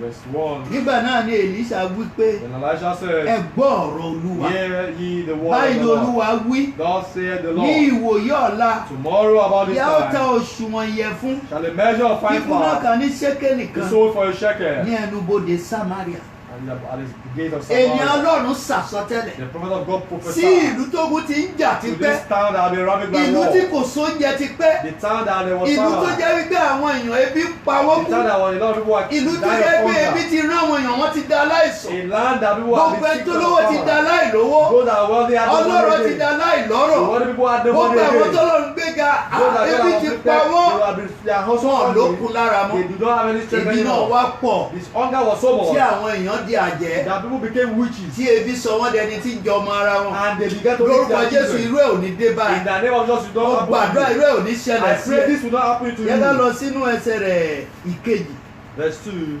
nígbà náà ni ìjòyè kan A Lord bí ọwọ́ ẹni tí ọba fi ara tì or whose dá ènìyàn Ọlọ́run lóhùn answered ó the sì man of wí God pé and said, kíyèsí behold, bí olúwa tilẹ̀ ṣí fèrèsé lé ọ̀run if the Lord would make nǹkan wọn yóò bá ti rí bẹ́ẹ̀. by this thing be. òun sì wí pé And he said, kíyèsí behold, ìwọ ó fi ojú rí thou shalt see it ṣùgbọ́n ìwọ kì yóò jẹ nínú ẹ̀. with thy eyes, but shall not eat ìgbàgbọ́ la thereof. fi ń bọ́ lọ́rùn. You walk with God with ìyẹn ni faith. mo fi ń sọ fún ẹ That's lálẹ́. why I'm telling you wípé kó tonight, fọkàn ẹ balẹ̀. let your mind be at peace. ìṣòro kí ìṣòro yóò kó Whatsoever problems you have, bí a ti parí program as we lónìí conclude this program tonight, ẹnu á kún fún ìyìn. you have testimonies. wọ́n á kí ẹ kú oríire. You will be ọ̀rọ̀ congratulated. ẹ á dayọ̀. Your joy will be full. nítorí náà For this reason, ìjòyè yẹn this ó fi ti ara rò ó. talk about the kì í body. ṣe wípé kò gbà lọ́n gbọ́ It's bẹ́ẹ̀. not as if you not believe in God. ṣùgbọ́n tó jẹ́ Èlíṣà sọ pé ní ìwòye ọ̀la. Because Elisha said by bẹ́ẹ̀ this kó time sọ pé ní tomorrow. ìwòye oṣù tó ń bọ̀. Elisha said by this time ìjòyè next ìbá month. faradà. Maybe you would have already ṣùgbọ́n ó sọ endured. pé ní ìwòye But he ọ̀la. said by this time tomorrow. ní ìwòye ọ̀la. By this time yẹn ni tomorrow. pé láàrin àsìkò ìkílẹ̀ tó And so mọ́ from this time to tomorrow ìyanu morning, láì máa ṣẹlẹ̀. this miracle will wọ́n happen. máa ta ìyẹ̀fun ní ṣékélì ẹ̀yọ̀ A measure of fine flour will be sold for a nítorí shekel. kí ìránṣẹ́ ẹ̀ sọ pé kò lè rí bẹ́ẹ̀. And that was what caused this man to say it cannot be ẹsẹ̀ sold. kẹta Verse 3. adẹ́tẹ̀ mẹ́rin ká sì wà ní àtiwọ́bodè And wọ́n there sì were wí 3, 4 fún lepers ara men wọn pé at entering of the èé gate. ṣe tí àwa fi jókòó And they said unto one another, níhìn yìí why sit we tí here àwa until ó we die? fi kú Why sit we here until we die? bí àwa bá wí pé If we say, àwa ó wọ ìlú lọ we will enter into the city, ìyà ń bẹ níbẹ̀ then the farmer is in the city, àwa ó sì kú níbẹ̀ and we shall die there. bí àwa bá sì jókòó And jẹ́ if we sit still there, níhìn yìí we die àwa also. ó kú We pẹ̀lú die also. ǹjẹ́ nísinsìnyí Now therefore, ẹ wá come ẹ jẹ́ kí àwa and let us kó ṣubú sí ọwọ́ ogun àwọn ará Syria fall unto the host of the Syrians. bí wọ́n bá dá wa sí If they save us alive, àwa ó yè we shall live. bí wọ́n bá sì pa wá And if they kill us, àwa ó sì kú náà we ni. shall but die. àwọn dẹ́tẹ̀ These leprous ones, ẹ̀yìn ìlú báńdìrì ìlú they nínú live igbó out the outskirts of the torí town. adẹ́tẹ̀ ò kì í gbé gbòòrò Because a leprous person will not stay in the inú town. igbó iná agijù They live in the forest and in the ibẹ̀ ni jungle. wọ́n ń gbé That is their wọ́n dwelling. bá rí èèyàn tó ti sí àbọ̀ You see someone coming from wọ́n á ṣe Syria, sàrà àtòrí ọlọ́run they begin to wọ́n á beg fún for wọn lówó hand. ìyẹn náà They fi beg ra for àwọn hand, jẹ that's what they use to wọ́n feed bá rí somebody. èèyàn tó ń di sí Samaria bọ̀ You see people come to wọ́n Samaria, tọrọ lọ́wọ́ they wọn begin to beg for bí hand. wọ́n ṣe ń rí díẹ̀ díẹ̀ That's how rí they got a little. ṣùgbọ́n gbogbo ẹ tó fún wọn But everyone that gave wọ́n unto ti di them, aláìní now became poor. wọ́n ti di aláìní They became poor. gbogbo àwọn tó ń wojú ẹ̀kọ́ rówó gbà They were wọ́n expecting rówó from. fún wọn mọ́ They did not give them any àwọn bá money. kúkú fi ara wọn fún And they Ọlọ́run now said they will ìrẹ́ surrender tó to God. sinmi lé ẹ̀gbọ́n You that rely ìrẹ́ tó sinmi lé You ọ̀gbọ́n rely on your ìrẹ́ brother tó and sinmi sister. lé ìyá You rely on ó your sinmi lé mother. bàbá You rely on your mo fẹ́ kó father. sinmi lé Ọlọ́run I want to mo rely fẹ́ on kó gba God. Ọlọ́run gbọ́ Believe in God. kójú lé Ọlọ́run Rely on God. àìní kò sí lọ́dọ̀ There ẹ̀ is no lack lọ́dọ̀ in Ọlọ́run you. ni kì í tán o Lord, God nítorí has náà not surplus. àwọn adẹ́tẹ̀ yìí These leprous wọ́n ones, pinnu wọ́n gbé they ìgbésẹ̀ decided that they took wípé a ẹ jẹ́ step. ká tẹ̀síwájú Let us proceed. wọ́n sì wọnú ìlú lọ And they entered this bí wọ́n town. sì ti ń wọ ìlú And lọ they got into this town. bí wọ́n ti ń wọ ìlú lọ And they entered into jẹ́ this ká lọ town. sí ẹsẹ̀ rẹ̀ karùn-ún Verse 5. wọ́n sì dìde And they rose up lẹ́ẹ̀fẹ̀mọ́júmọ́ in the twilight láti lọ sí ibùdó àwọn ará Syria to go nígbà to tí the wọ́n sì Syrians. di apá tí ó kángun And when they were come unto the utmost part ibùdó of the town, Syria kíyèsí behold, kò sí ọkùnrin kan níbẹ̀ there was no man there. nítorí Olúwa ṣe kí ogun ará Syria For the Lord has kó made the gbọ́ whole of ariwo Syria kẹ̀kẹ́ to hear a noise of àti ariwo chariots ẹṣin and the noise of horses, ariwo ogun ńlá even the noise of a wọ́n great sì host. wí fún ara And they wọn said unto one pé another, kíyèsí Lo, ọba Ísírẹ́lì the king of Israel bẹ ogun àwọn ará Hítì has hired against all the kings of àti àwọn Hittites ọba Íjíbítì sí and the wa kings of Egyptians to come láti upon wá us. bò wá mọ́lẹ̀ Come upon us. ohun tí wọ́n rò lọ́kàn That wọn was what they thought in their hearts. gbogbo Syria dẹ̀bẹ̀ sí ní The sáà entire town of Syria left. gbogbo ohun ìní wọn Everything they owned. àti gbogbo ohun tí wọ́n ti kó ní ìkógun And what they have gathered as gbogbo ohun tí wọ́n ti plunder. fi ipá gbà lọ́wọ́ àwọn Everything they èèyàn lójú gathered ogun as plunder from war. gbogbo ohun tí wọ́n ti kójọ What yìí they gathered from the wọ́n plunder lè of war. mẹ́yọ̀ kan They dání could not take one wọ́n fi away. gbogbo ẹ̀ sílẹ̀ They left everything. àtìyàwó àtọkọ Even their husband and àtàwọn wife ọmọ wọn and their children. wọ́n sá lọ They ran for their gbogbo lives. ẹran tí wọ́n wà ní ìgboro All their animals were in the kò sí town. ẹ̀dá àlàyé kan níbẹ̀. There was no living being at that báyìí place. ni àwọn adẹ́tẹ̀ wọ̀nyí And when these lepers came, wọ́n mà ṣe di ọlọ́lá rẹ̀ that's how they became tí wealthy. wọ́n kó they begin to take bá things. kà á láti fẹ̀sùn àyẹ̀ títí dé You read from verse 1 to ẹsẹ̀ kẹtàdínlógún verse 30. wàá rí i wípé You will see that Ọlọ́run ń ṣèyanu. God does wonders. báyìí ni àwọn adẹ́tẹ̀ kó This àkówọ́ was sílẹ̀. how the àwọn adẹ́tẹ̀ tí wọ́n lé sí odi the ìlú lepers ones that have tí been wọ́n chased sọ to pé the ẹ̀yìn outside ìlú ni the kọ́ máa gbé. that they should live at the àwọn ni wọ́n fi ọ̀nà ìgbàlà hàn bá. This one showed the àwọn ni wọ́n fi king. ọ̀nà ayọ̀ hàn They showed the ìjòyè. ways of joy. àwọn ni wọ́n pe àwọn aráàlú They called the dípò oúnjẹ ṣọ̀wọ́n ṣùgbọ́n ẹ̀ka lọ. There are lots of ẹ bá dé Síríà ẹ̀ You jàgbé go yó. to Syria, you eat gẹ́gẹ́ bí well. ohun ènìyàn What are Ọlọ́run the voice of the Son ohun of tó God? sọ fún wọn What he told this ohun one? tó sọ fún wọn What he told this one? wípé ó máa ṣẹlẹ̀ níwòye That will ọ̀la happen at this time bí ó tomorrow. ṣe ṣẹlẹ̀ lọ́jọ́ That's how this kejì happened in the kò following tẹ́ day. ẹ̀ pẹ́ rárá He was not even left lẹ́ẹ̀fẹ̀ at all. mọ́júmọ́ ni wọ́n ti rí They saw it tí in àwọn the ará morning. Síríà ti sá lọ That the Syrians are nítorí running away. ogun tó bẹ́ẹ̀ di wákàtí That problem mo that pàṣẹ is ní coming orúkọ to us. Jésù I command in the name of mo Jesus. pàṣẹ ní orúkọ I Jésù command in the name mo of tún Jesus. wí lẹ́ẹ̀kan sí ní orúkọ I Jésù say in the name of ogun Jesus. náà kọ́ máa wọlẹ̀ Let lọ that battle be gbogbo destroyed. tó pa ẹ́ lẹ́kún What is making you gbogbo weak? tí ò jẹ́ kó láyọ̀ making you not have agbẹ́ joy? Ọlọ́run mú kúrò God lónìí will take ayọ̀ you á away. di púpọ̀ Your joy will be o ò ní multiplied. sọkún You mọ́ will not gbogbo smooth Ọlọ́run á máa bá ẹ God gbé will manifest láti wákàtí lọ From this time henceforth, wàá bẹ̀rẹ̀ sí ní ròyìn ayọ̀ you have to tó bá live tún God. lọ sínú ìwé yìí Go to the book of tó bá life. lọ sínú ìwé Go to yìí the book of tó life. bá lọ sínú First Go King to First Kings. chapter 17 Chapter 17. 8 to 16 8 to 16. ó tún sọ fún wa nípa ìtàn obìnrin opó kan What about the woman? obìnrin opó kan náà This widow woman. tí ó jẹ́ aláìní Had nothing. ó ṣe aláìní Had nothing. nítorí kò sí oúnjẹ ní ìlú Because there was no kò food in sí town. oúnjẹ ní ìlú There was no food in the town. ìyàn mú ní ìlú náà Farmer in that town. ìyàn mú ní ìlú There yẹn was farmer púpọ̀ in that town púpọ̀ very well. ìyàn yẹn sì pọ̀ gidigidi That's why I was so ó much. bẹ́ẹ̀ gẹ́ That tí obìnrin ìwọ̀nba ìyẹ̀fun kékeré tó the ní little flaw this ó lọ woman. ṣẹ́ igi lẹ́yìn odi She ìlú got ló fi wood bá Èlíjà pàdé and prepared a meal for wípé Elijah. bóun bá ṣẹ́gi kóun dáná That if I kóun cook sì with ìwòrò ìwọ̀nba ìyẹ̀fun yẹn o and I prepared it kóun for àtọmọ òun jẹ́ kí wọ́n kú for him and the child to ìyá die. ọmọ àìtí ìtò He bẹ́ẹ̀ that your skin is not like ọkàn ẹ̀ that. balẹ̀ Let your mind be má at sọ kú peace. torí owó ilé Because ìwé because now tó o bá gba ohun náà gbọ́ bí mo ti believe in that sọ voice that speaks to Ọlọ́run á life. rán àánú sí ẹ God will send mercy to ó you. máa gbé life. ìrànlọ́wọ́ dìde He fún will ẹ uplift you ó every máa time. da láyọ̀ You will be ó máa joyful. da lábùkún You fún will be a blessed ẹ májẹ̀mú person. Ọlọ́run ò ní fún Because ẹ of God will not dá elude láti you. wákàtí náà From this time lọ henceforth. tí obìnrin yẹn pàdé When that woman met with Èlíjà Elijah, sọ fún pé Elijah told kó lọ her, bu omi wá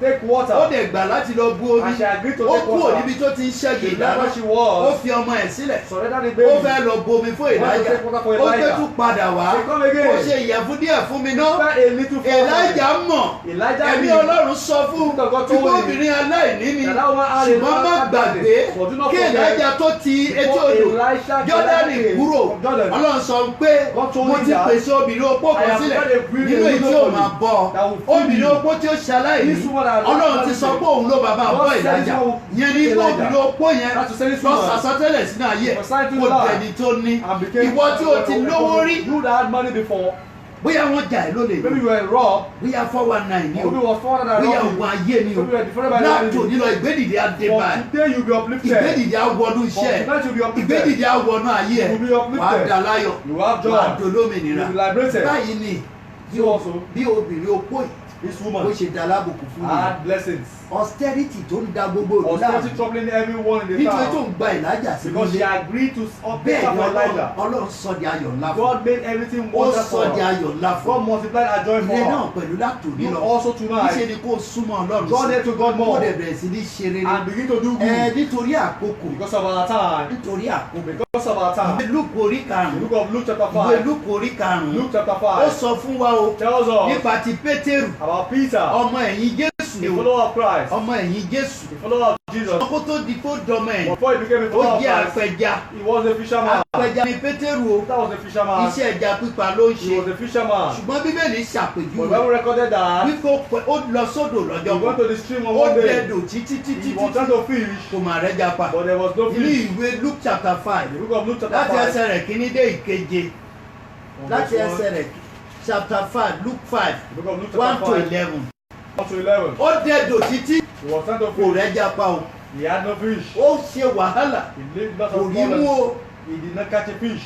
ó wá pinnu àti dá ọkọ̀ padà sí That's èbúté trying to take away the sheep ó sì back. délé o And when he got ó home, fa ọkọ̀ ẹ̀ sókè he was taking it. He was nítorí kò trying to- rẹ́jà pa pẹ̀lú ìbínú inú ẹ̀ ò dùn rárá nígbà òun kò ṣe làálàá lásán òun kò ṣe wàhálà lókun ṣùgbọ́n ó pàdé Jésù Jésù náà pàdé ẹ̀ Jésù sì wọnú ọkọ̀ Pétérù ó wọnú ọkọ̀ Pétérù ó wí pé kó tì padà sí ibú nítorí tó gba Jésù láàyè nínú ọkọ̀ ẹ̀ nítorí náà láti ọjọ́ yẹn àìní tọ́nú ayé Pétérù àìní tọ́ nínú ayé ẹ̀ nítorí tó gba Jésù láàyè sínú ọkọ̀ ẹ̀ Bíbélì ṣàkọsílẹ̀ wípé lẹ́sẹ̀kẹsẹ̀ ẹni tí ò láyọ̀ nínú ọkọ̀ ẹni tó fìbínú fa ọkọ̀ ẹ̀ sókè ẹni tó kó àwọn ẹ̀ sínú ọkọ̀ tí kò rẹ́gbẹ́ apá láti wúrọ̀ títí dalẹ́ lẹ́sẹ̀kẹsẹ̀ láàrin kò pé wákàtí kan ó pa ẹja tí ọkọ̀ ẹ̀ ò lè gbà tó pe àwọn ọlọ́kọ̀ míì kan ará oko nítorí náà ọmọ Ọlọ́run ó ti kó orílẹ̀-èdè ti wà àti pé orílẹ̀-èdè Nàìjíríà alábùkún fún ni má bá wọn sọ pé ìlú tó ti ń ṣọ̀wàrà tí kò lówó mọ́ Nàìjíríà ìlú olówó ìlú aláyọ̀ ni ìlú olókìkí ni ìlú alábùkún fún ni ṣùgbọ́n àwọn tọ́lọ́run fi ṣe olórí àwọn ni wọ́n jẹ́ ìkà nítorí náà láti wákàtí lọ Ọlọ́run tó pa Pétérù lẹ́rìn abá ẹ̀ pàdé ayọ̀ ẹ̀ máa pọ̀ nítorí náà ọmọ Ọlọ́run láti wákàtí lọ fẹ́ kó sinmi lé Ọlọ́run agbára àjíǹde agbẹ́ ẹ̀ kúrò nípò àìní amú ẹ lọ síbi gíga ó lè jẹ́ pé lónìí ó wà nípò àìní ọ̀la ẹ̀ máa dára o ọ̀la ẹ̀ máa dára lórúkọ Jésù ọ̀la ẹ̀ máa dára nítorí náà má bọ̀kàn jẹ́ láti wákàtí lọ agbára àjíǹde sì wà síbẹ̀ ó fẹ́ kó bẹ̀rẹ̀ sí ní pè é ó bá ti ń gbàdúrà máa pè é ó bá ti ń pè é agbára náà máa wọlé tọ̀ ẹ́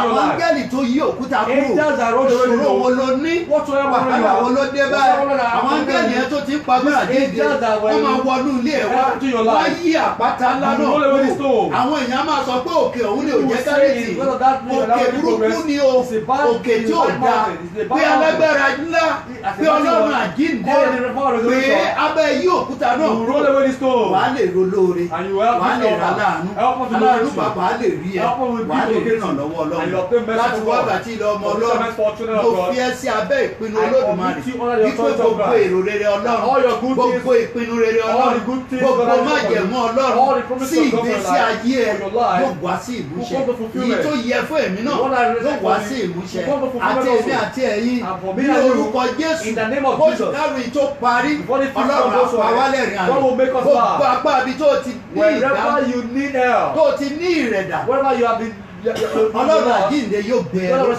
òkú ẹ yóò bẹ̀rẹ̀ sí ní fa ní orúkọ Jésù lẹ́ẹ̀kan sí ọmọ Ọlọ́run ó tún bá ẹ sọ lórí agbára àjíǹde agbára tí ẹnikẹ́ni kò lè dé nípa agbára tí ikúrí kó sá ni agbára tí ẹ̀mí àìmọ́rí tó sá ni agbára tí ìpọ́njú àti òṣìrí tó paradà ni nítorí náà láti wákàtí lọ títí di Easter ọdún tó ń bọ̀ máa pe agbára àjíǹde kó máa pè sínú ayé ẹ̀ Jésù ló ń pè yẹn oníṣẹ́ àrà ló ń pè yẹn oníṣẹ́ ìyanu ló ń pè yẹn ní fi ẹ́ sílẹ̀ ojú òní tiẹ̀ ọ̀rọ̀ á dayọ̀ Ọlọ́run á buyọ̀ kí n tó máa lọ mo fi wákàtí képe ẹ̀ láti darapọ̀ mọ́ ètò yìí tí a ṣe ní ọ̀sọ̀ọ̀sẹ̀ mo fẹ́ kó jẹ́ kan náà partners wa láti darapọ̀ mọ́ wa ní gbogbo ìgbà tá a bá ti ń bẹ̀rẹ̀ kí ìrẹ́ pẹ̀lú ẹ̀ máa pe àwọn èèyàn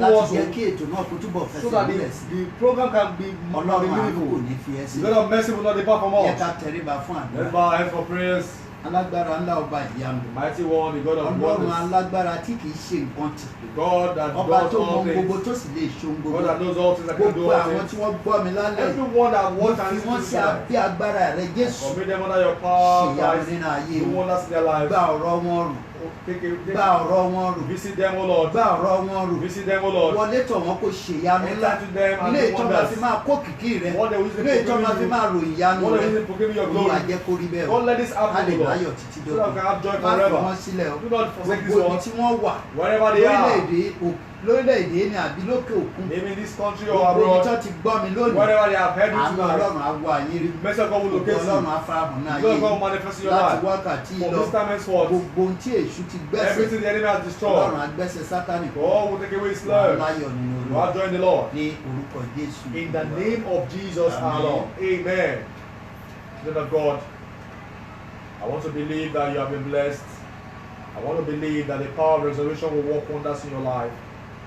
Remember that at every point in time you say your prayers, do not hesitate to call the power of resurrection. And as you call the power of resurrection into your prayers, into your life, this power will work miracles in your life in the name of Jesus. Amen. Children of God, if you are yet to share our video, please take a minute to do that right now. Ensure you share this video with every contact of yours. And God will bless you as you do this in the name of Jesus. Amen. For prayers and prophetic counseling, our Father the Lord is always here to pray with you and to counsel you prophetically. Please, you can call Prophet Jumo Odubowale on 080 33 00 2835. I'll take the number once again. 080 33 00 2835.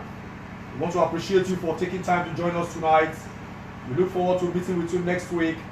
And until then, we say may the power of resurrection uphold you and uphold yours in the mighty name of Jesus. From every one of us at the Bell of Salvation Evangelism Ministry, we say thank you and do have a lovely night rest.